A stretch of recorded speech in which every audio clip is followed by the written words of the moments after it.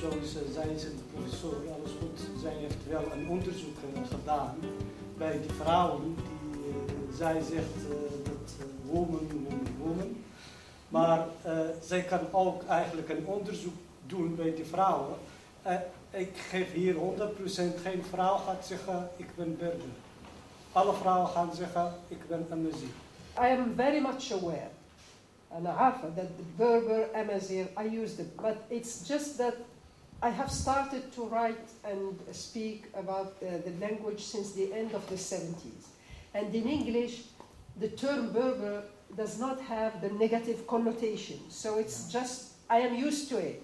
And they even wrote a grammar they called it Grammaire du Berber. I agree with you, but our generation is very much used to Berber. It's not a negative attitude, but I also believe that generational differences exist.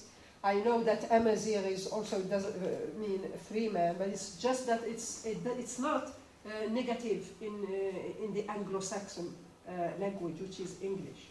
More and more people are becoming bilingual, also because of school, and Moroccan Arabic is more and more used also at home.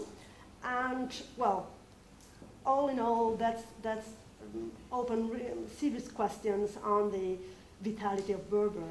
And I was wondering whether, in fact, we are looking at a kind of strategy in Morocco where the arts of the academy is in fact receive an opening, it's very clear, but at the level of the large masses, the situation is very different. Then we have a strong contradiction that is quite problematic. Indeed, there is danger of language loss, of Amazigh language loss in Morocco.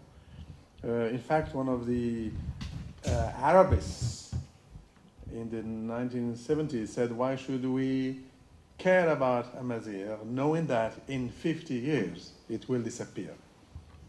Well, this was in the 1960s, and 40 years later, Amazigh is still vital and vivid, and there's even a revival of Amazigh language and culture. Indeed, the new generation, especially in urban areas, tend to be first bilingual, Amazigh, Moroccan Arabic, but after a few years, especially after going to school and then to work, they tend to lose the Amazigh language, and Moroccan Arabic becomes predominant, especially in urban areas. And this is the danger. But now with the reforms and the recognition of Amazigh language, there is hope that this tendency will decrease.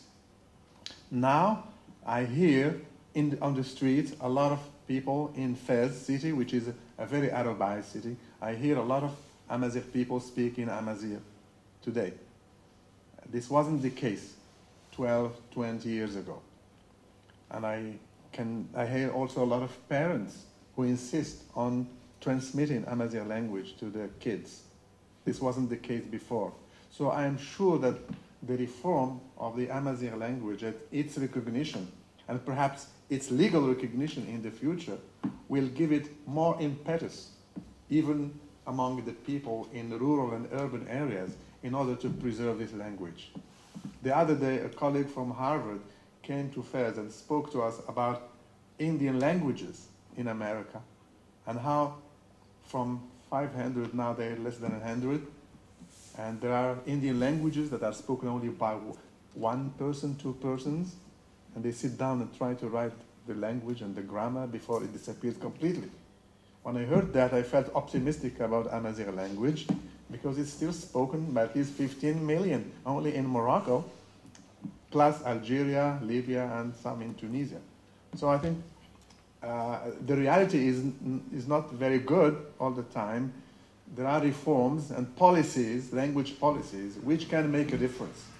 So the recognition of Amazigh, its introduction in schools, will definitely encourage Amazigh speakers, native speakers, to be proud of their language, to speak it and practice it and transmit it to the new generation. Another thing to complement this is that technology is helping Berber survive.